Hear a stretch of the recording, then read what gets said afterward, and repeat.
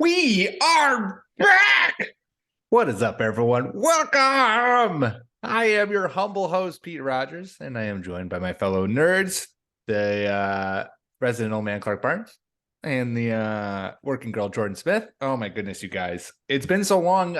Do we even remember how to podcast anymore? I'm unmuted, so I feel like we're off to a good start. That's the first box checked, is that we know when to mute and unmute ourselves. Guys, how are we doing? Just doing swell. There's so much just Too football happening that you know what? We wanted a break. I needed a break. Fantasy's a long season, and after the Super Bowl, you're just kind of like decompress. But now it's like there's something to talk about almost every other day.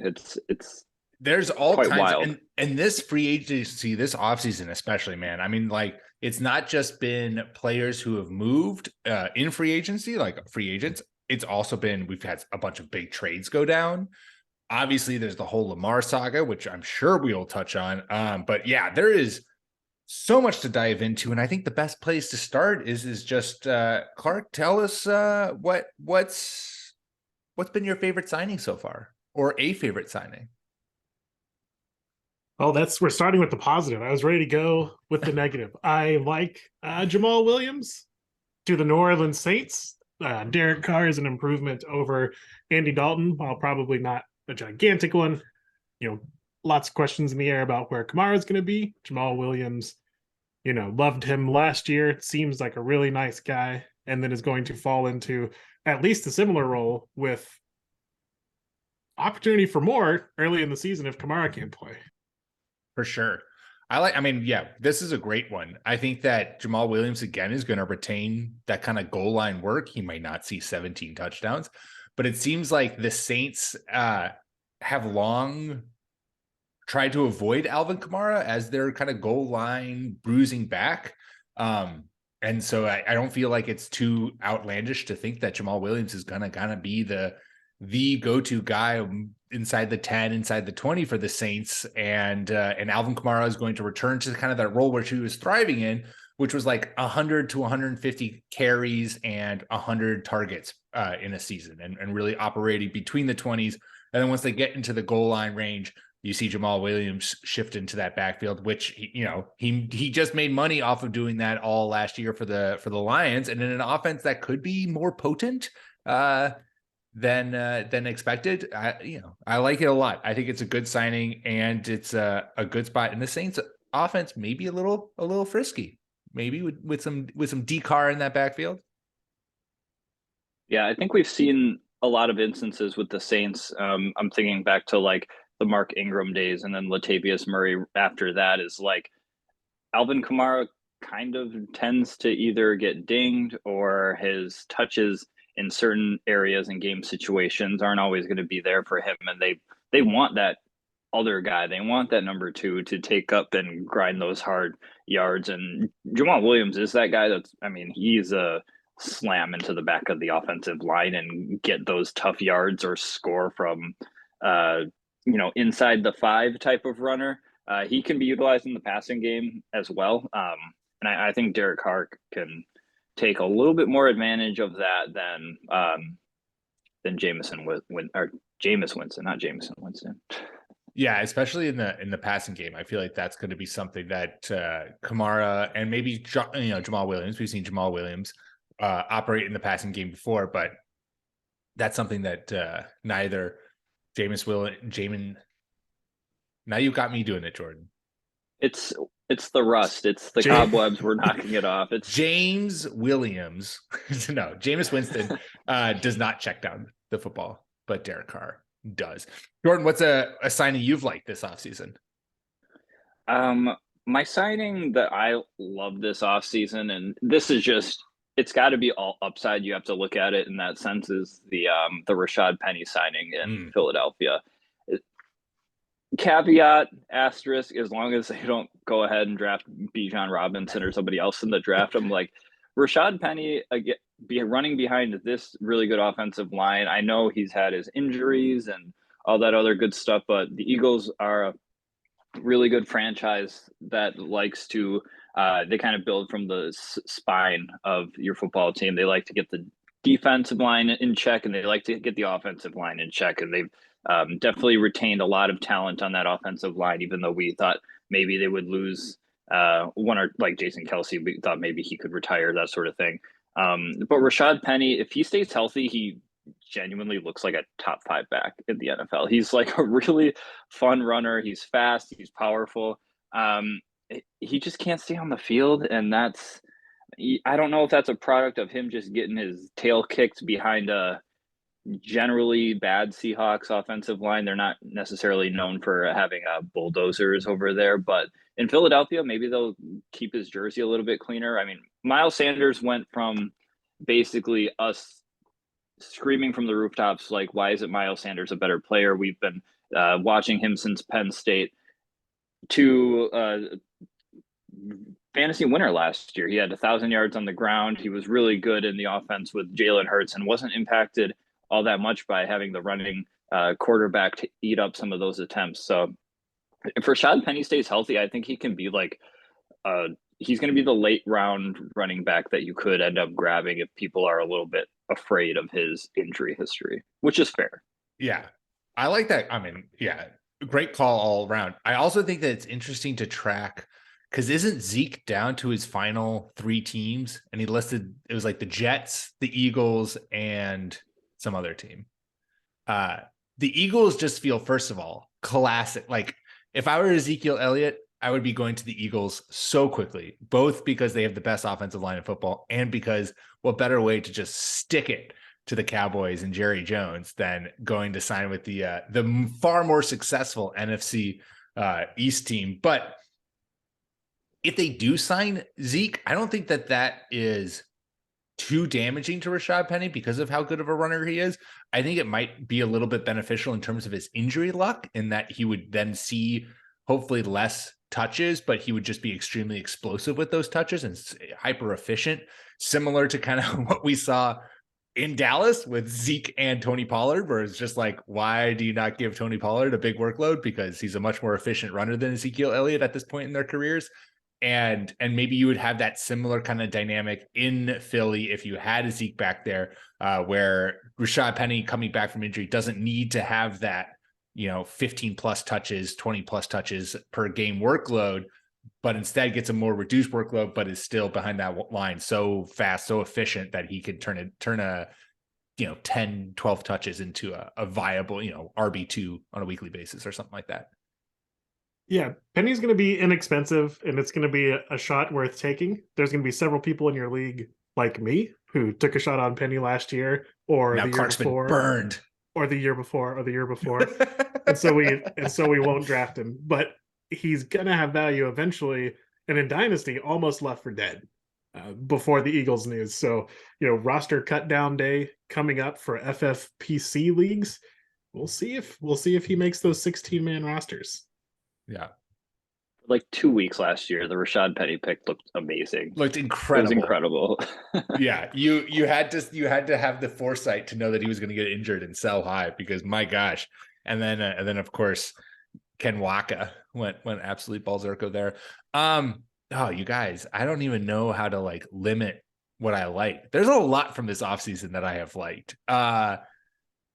Darren Waller to the Giants, but I don't feel like I think it's a great fit, but it's also like you're going to draft Darren Waller high anyway. So I don't necessarily think that that's changed maybe how I feel about him for 2023 fantasy. Speaking of Miles Sanders, I kind of really like Miles Sanders in Carolina with the Panthers. Something I didn't know about until I was listening to Underdog's fantasy football podcast with Josh Norris and Hayden Winks, is that the Miles Sanders' running back coach during his rookie year with Philly is now on the Panthers and their coaching staff, and evidently was a big proponent for Miles Sanders and getting him and signing him.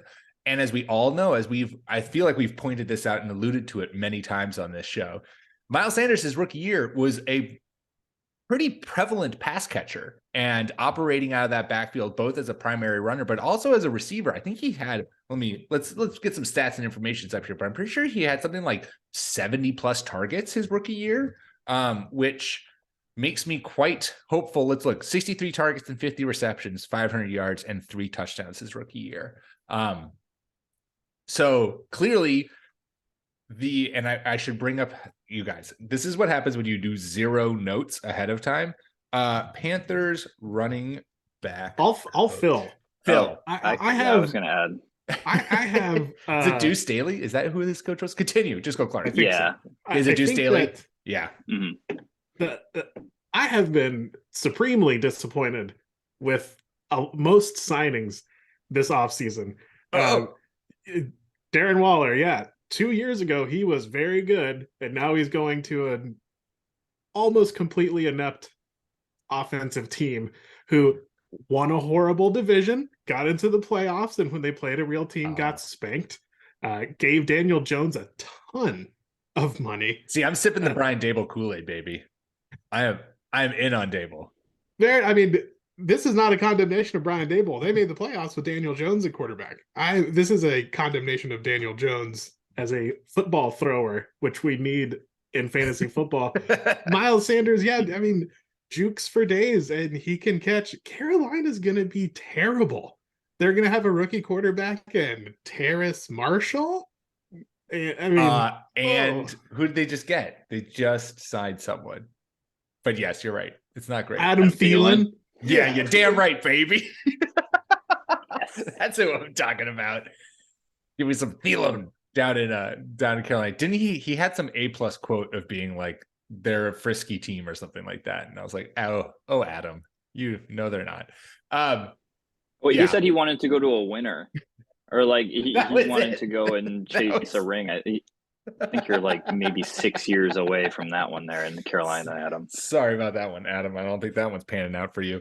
I like Miles Sanders in Carolina simply because I feel like there's no competition for him in that backfield. I think he's going to be their predominant back. And my hope is that what we'll see a, not a probably apt comparison, but a Christian McCaffrey-esque role in Carolina where we see him be both a primary rusher and also utilized in the passing game, especially since you pointed out, Clark, so nicely, making my points for me.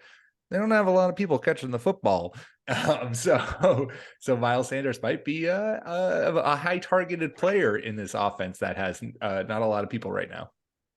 They traded DJ Moore to the Bears. Jordan, Justin Fields got a freaking wide receiver 1. I didn't even remember. I just remembered that happened. I think, so with regards to Miles Sanders, it was pretty nice last year if you caught the Deontay Foreman wave after Christian McCaffrey went over to San Francisco, because he was still, he was putting up RB1 numbers. He was a pretty great back in that.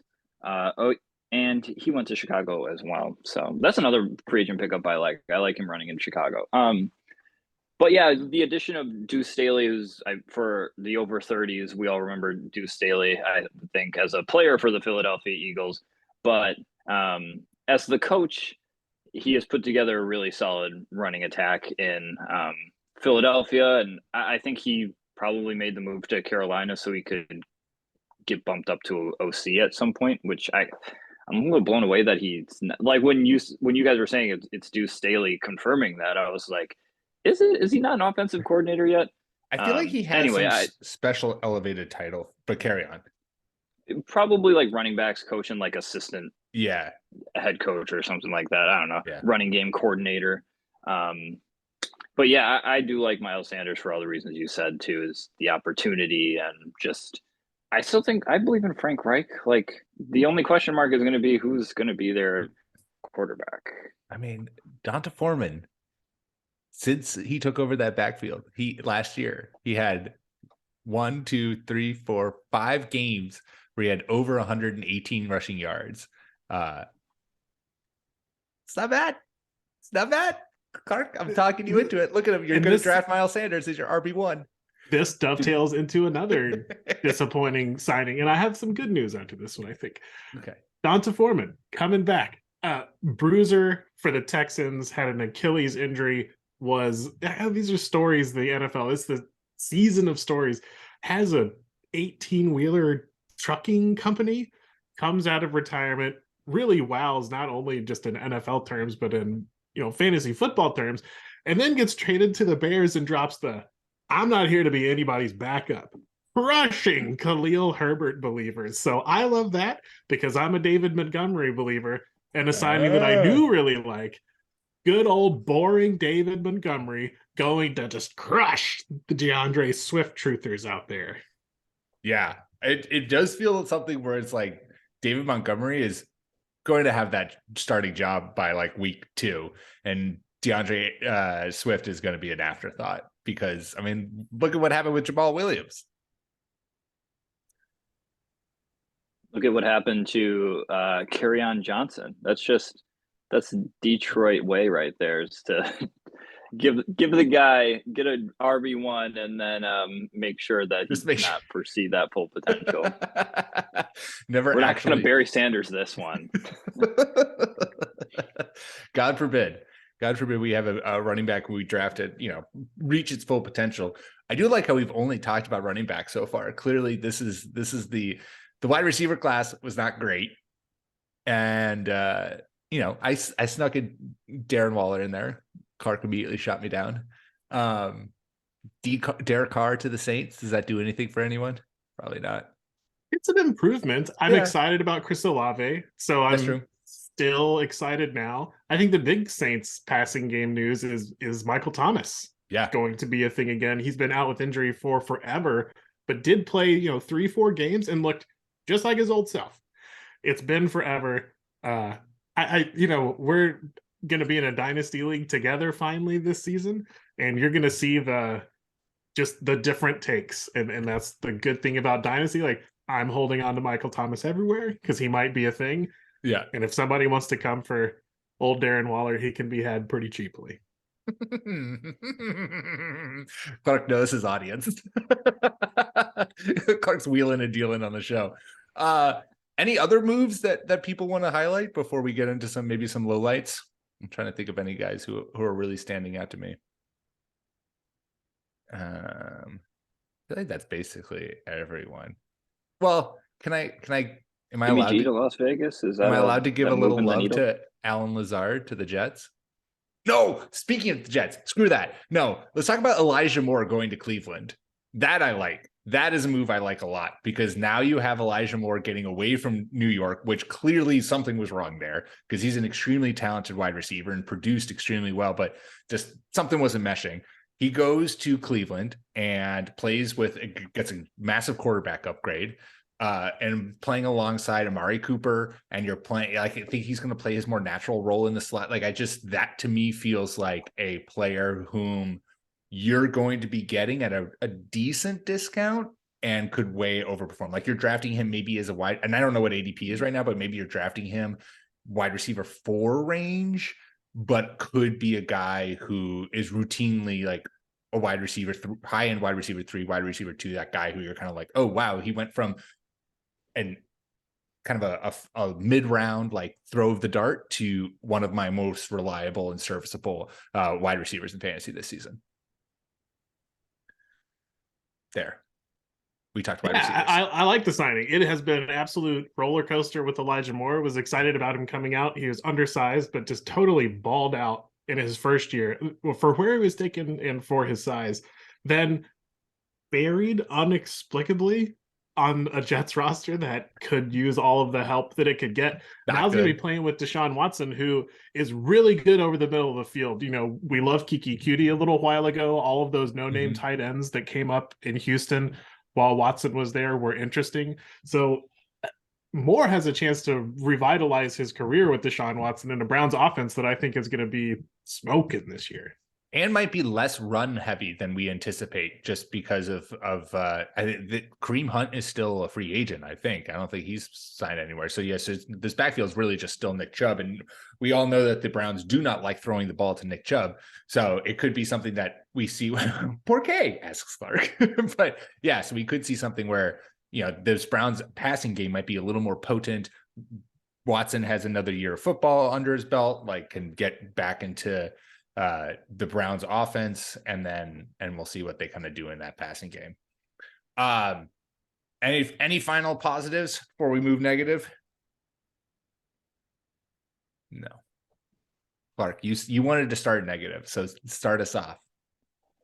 I've been waiting on Jacoby Myers. I love Jacoby Myers. I'm so excited for Jacoby Myers. Unrestricted, free agent. I know. Teams need wide receivers.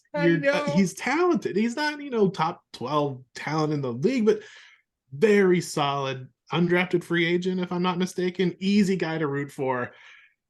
And he goes to the Raiders. Why? And he goes to the Raiders in Jacoby Myers can line up all over the field, and he did for the Patriots, but it's also like we're just like shoehorning him in with Hunter Renfrow in your slot. We're like, and the fact that he signed there, and then they're like, shit, we should probably trade Darren Waller because you've got 3 slot receivers. This isn't great. It doesn't exactly like bode well in terms of the foresight that has been put here. Yeah, it definitely tempers my expectations for Jacoby Myers, who's coming off of a good year, a year in which he was kind of a sneaky, flex play guy at receiver, even despite having a absolute garbage pail rotation of quarterbacks in New England.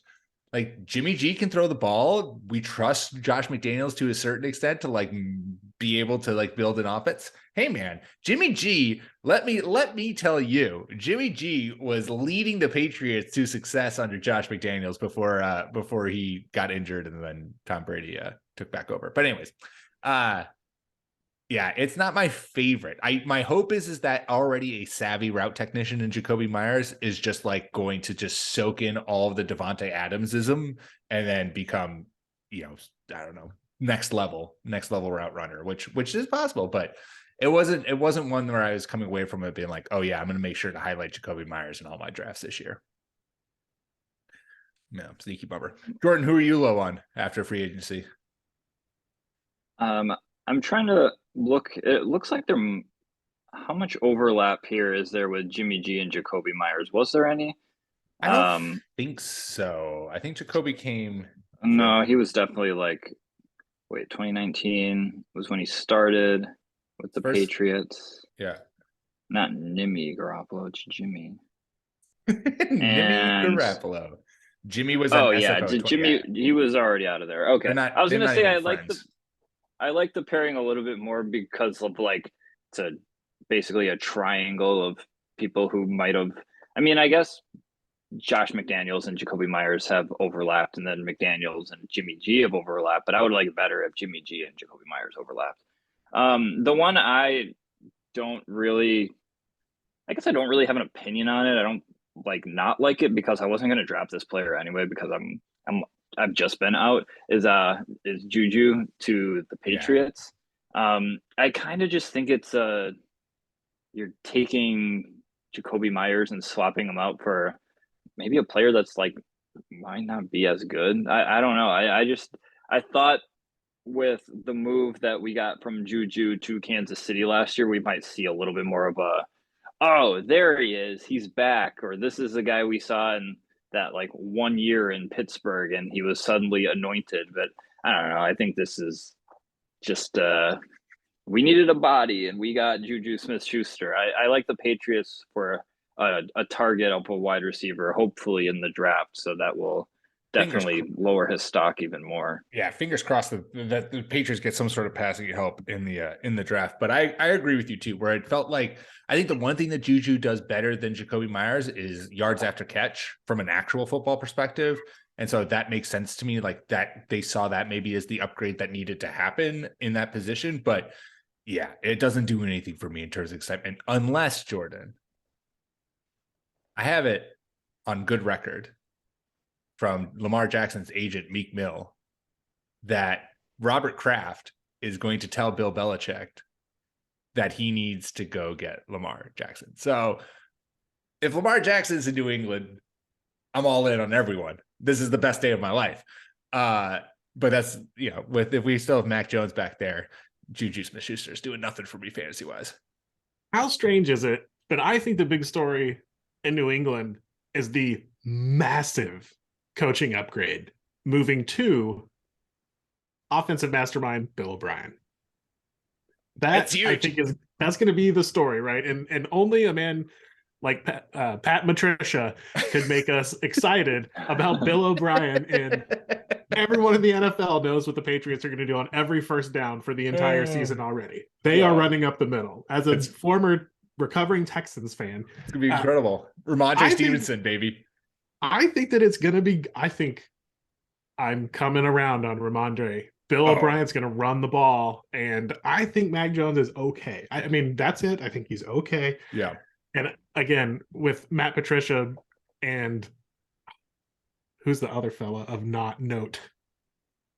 Former Giants coach. Yeah. God damn it. Whatever. Joe Judge. Yeah. So I understand Mac Jones getting pissed last year. It was not exactly a display of genius. Was not a murderer's row of good coaching. Yeah. So if you want to get excited about the Patriots, it's the coaching change. It's decent quarterback going into the third year. They still need a lot of receiving help. I was hoping Juju would go somewhere or stay with the Chiefs. Another disappointing signing. Yeah.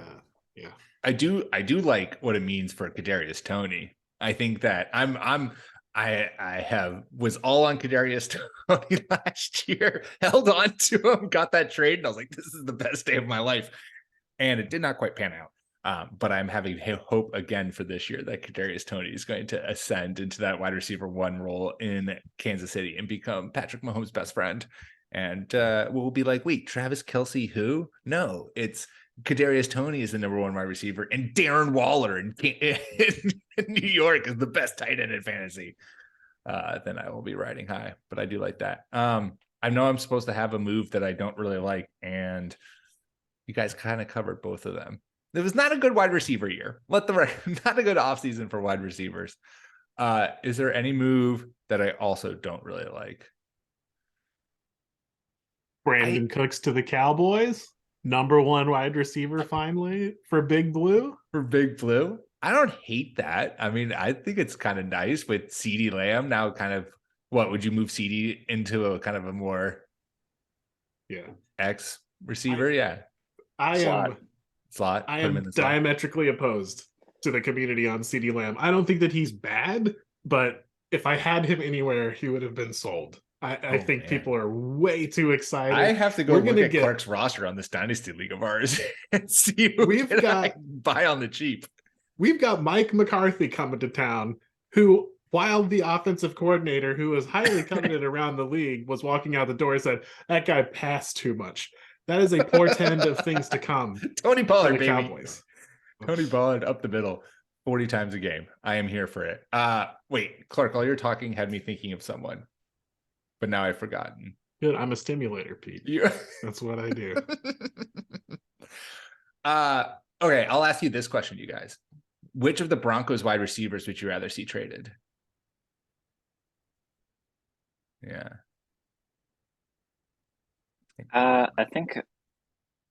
Which one I would like to see traded is probably Cam Sutton, just because I would like to see what he can do, because I think he's the best receiver on that team. Wait, are we talking about Broncos?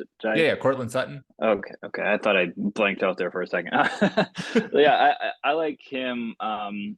I don't know. I kind of do think Jerry Jeudy might just be an overqualified wide receiver 2, but not exactly a 1. So I don't know if he goes anywhere else that makes me like, oh yeah, this is it. Yeah.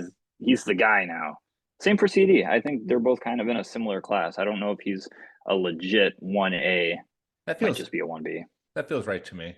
Cortland Sutton, I feel like, is the guy whom, if he made the transition to another team, I would be, I think you're right, Jordan. I would be much higher on, or not much higher on, but I'd be excited about, because he's already proven to have serious touchdown potential and be that kind of red zone threat that many teams need. And Jerry Jeudy, came into the league being a route technician, and while his routes look super clean when he's running them, it hasn't exactly led to a whole bunch of production, which, maybe on a team that is like, I'm trying to think of a team where he would be more efficient, that kind of has a hole at wide receiver. And if Judy takes over like the Mike Thomas role in a Sean Payton offense, though, if he really gets what he wants to do, that could be interesting. That could be. But just, other just than that, slants, I don't know. Run slants all day. Just be a slant boy. Yeah, there's nothing wrong with slant Can't boys. guard Jerry. Can Russell Wilson hit slants? That's the next question that we all have to grapple with. On his tippy toes. I mean, talking about being exciting, and dynasty leagues out there, all those speculative running back holders. Samaj P1 projected. Oh yeah, Samaj P. projected week 1 starter for the Broncos. I think if Javonte Williams next year is what we should be expecting. Really gruesome knee injury, a la kind of J.K. Dobbins and some other guys we've seen. So I wouldn't expect a ton out of Williams this year. Hope I'm wrong. You never want a player to be injured. But another gigantic sea change at coaching, this time not tongue-in-cheek. Boy, really inept program there last year in Denver. Also really killed by offensive line injuries, which even good teams have a hard time overcoming. But Sean Payton, hopefully pulling Russell Wilson aside saying, hey, buddy, you've got like 1 year left before I trade you sashay your way out of the league. And I think Sean Payton might carry the water to do that. I think Russell Wilson didn't forget how to play football. We'll see if he gets his head in the game, and if an improved offensive line and a very improved offensive coach, they can make some noise in Denver this year.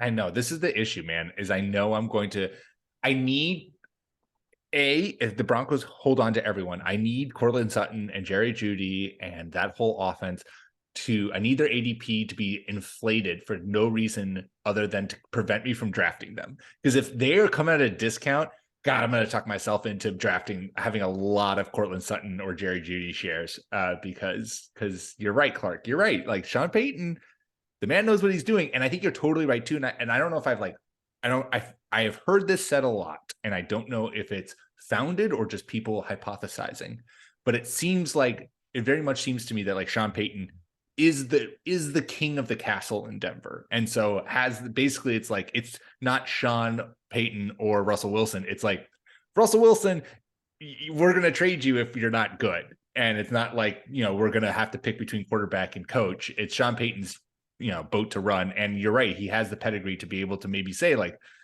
hey, let's get real, Russ. If you suck again, we're going to just eat your contract and trade you, which, hey, would be a hell of a fall from grace for Russell Wilson to go from maybe it's just reveals that Pete Carroll is truly a quarterback whisperer, hence the Geno climb. Yeah, this is the I'm ready to be heard again podcast.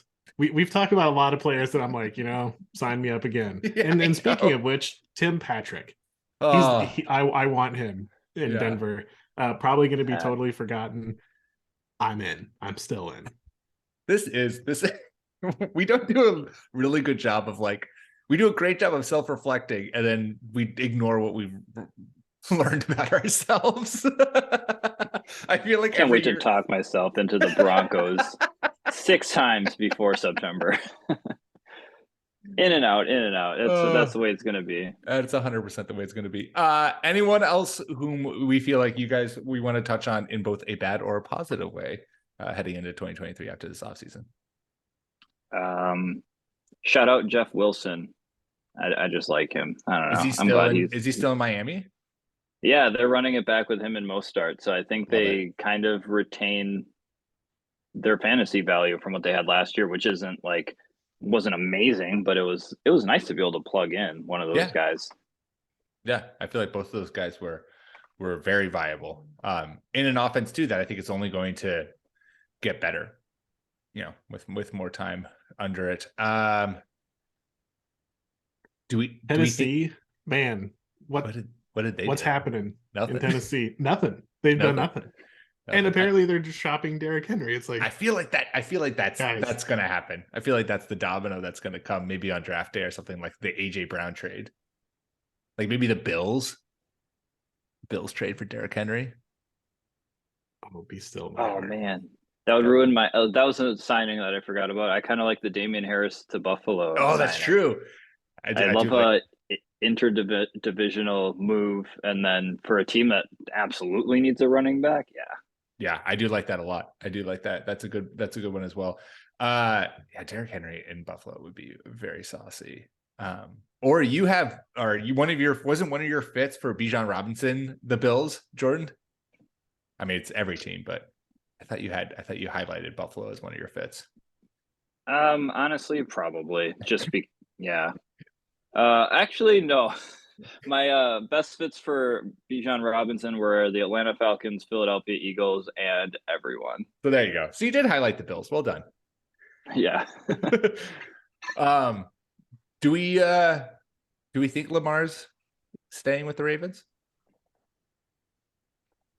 Honestly, I genuinely do. I think the tweet aspect of it yesterday was, I don't know, it's a weird strategy move to do at the same time as Jim Harbaugh was speaking at the annual meeting. I'm not sure if somebody gave Lamar advice on that, or if that was like I don't know, like, hey, I know you're about to get asked about this, and I asked for a trade March 2nd, and then John Harbaugh just goes on like a 5-minute rant about how much he just is in love with Lamar, absolutely obliterating any sort of leverage that they might have. Like, they're just like, we'll give all of our leverage away. We've been saying for months and weeks how much we love Lamar, and I understand that it's complicated, and like the Deshaun Watson contract of it all just kind of blew up the market for quarterbacks. That occasionally happens, but I don't know. I think when you configure your entire team, your entire offense around a very special quarterback who's already won an MVP, you kind of just pay him and then figure out the rest later. Like, I don't know if there's any sort of other plan in place. And it also doesn't seem like any of the other owners want to really interfere. So, yeah. How are you going to sign Nelson Aguilar? That's the way to do that. That's the way to get Lamar coming back in house. You have a history of bringing in also ran wide receivers. Your quarterback is upset about it. Your first round wide receiver is upset about it. That is mean spirited. They just did that to be mean to Lamar. I mean, no offense, Nelson Aguilar. I'm sure you're a great fella, but why? Why would you like? I do agree with you, Jordan. It does seem like, and I've heard this again also propagated, where it's like NFL, like every other owner doesn't want to put an offer sheet out because they know the Ravens are just going to match it, and they don't want to like do the work of like doing a full contract negotiation. If the Ravens are just gonna be like, cool, thanks for doing that for us, we are going to sign Lamar to it. So it does feel to me, it does feel like no team is going to do that. They may not reach a contract. And then the question is like, does he play under the franchise tag? Because if he sits out a year, that's big. But we'll see whether or not he actually does that. I mean, you bring up a really good point, Clark. Like when you have Nelson Aguilar on your roster as a receiver that you can throw the ball to, you don't sit out a year. You capitalize on that. That's a once in a lifetime player that you get to play with. And the Ravens really have done all the work they can to put the best pieces around Lamar and keep him happy, which I'm really happy about. So good for the Baltimore Ravens organization. This doesn't help the Lamar signing at all. And this is just an off tangent, but I think Baltimore would be a little bit of a fun Ezekiel Elliott destination. Oh, I don't hate that. I do feel like they need. I think they sign over the hill running backs all the time, and they do well. Their thing. I think they need to address the running backs situation. I don't think that J.K. Dobbins can be relied to be the RB1 there. Unless I think Gus the Bus is their guy. Yeah, y'all should definitely sell J.K. Dobbins to me. Did not look good to close the year out last year. Is not the plan moving forward. I'm a big Dobbins fan this year. They brought Gus Edwards back. I think that backfield's fine. I think every team needs 4 or 5 decent running backs, so they should probably bring in somebody. Lots of great running backs probably going to be around in the second, third round of the NFL draft. But yeah, Zeke to the Ravens. You could see it. You could see it. I- Little career revitalization playing next to Lamar, assuming he's there. It sounds like you can get him for like a vet minimum at this point Like too. 15 His wish bucks. list is just that right now. He's like, I would like to go to the Eagles and the Jets. And what was the third team? I need to remember the third team. I would like to date Gemma Chan, Florence Pugh, and Jennifer Lopez, but you know what? It's just a wish list. Just a wish list. Anyone else that we need to mention before we go, you guys? Any flags we're going to plant early? No. Perfect. Surprisingly, Geno Smith, another exceptionally solid 2 QB league season in store. I'm here for it. Yeah. I'm here for some Geno. I'm going to be all in on this Seahawks offense, and then it's all going to crash and burn, and it will sink me. I would like to ask Clark how he feels about some of the Houston weapons being added. Devin Singletary, Dalton Schultz. They're just like putting in these pieces right now to welcome a nice young quarterback from this upcoming draft, aren't they? So speaking of being ready to be hurt again, I have to begrudgingly tip my back cap. in on the Texans, baby. So it's hard to, it's like, I don't know. It's like when a heroin addict doesn't do heroin for 12 hours, you're like, good job. That's better than what you have been doing. The Texans have been so incredibly terrible that signings like Dalton Schultz and Devin Singletary, you're like, okay. You're trying. Not a horrible. Yeah, I've heard of these people. Great move. They're probably locking up 2 tackles, getting Bryce Young or CJ Stroud, or let's get spicy, Anthony Richardson. That'd be fun. That's probably going to be a good move. Hopefully they go back to the well at 12 and can pull off a Jackson Smith and Jigba, or maybe pick up another offensive lineman there. I don't know. I think the problem with the Texans is the GM. Everyone who's good at football hates him and speaks of it loudly when they leave the team, and the team has been terrible. So kind of a bummer. They weren't even good at not being good. So like when is that going to stop? Hopefully, new head coach and apparently gigantic stud D'Amico Ryans can come in there, assert his dominance, get GM authority, and turn the team around. I'm excited for the coaching hire, but I've just been hurt so many times. Clark is so in. I can already tell. He doesn't want to admit it yet, but come draft day. I forgot about D'Amico, man. I know. I don't know how I could forget about it. I was just looking at that giant coaches picture where they're all just burnt sun crispy in Florida at the annual meeting, and I'm like, oh, D'Amico Ryans. D'Amico Ryans. Players like him. He's good defensive mind. Yeah. When the Texans draft Anthony Richardson at number 2 overall, Clark, I'm going to send you a Texans Anthony Richardson jersey.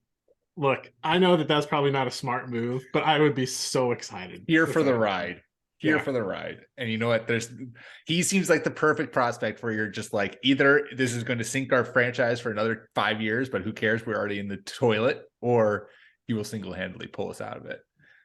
And that is a strong man, because a toilet sucks you back into it. It's called flushing, and it is hard to get out of the toilet when you're being flushed down. That personal experience. Welcome to a household with 2 15-month-olds.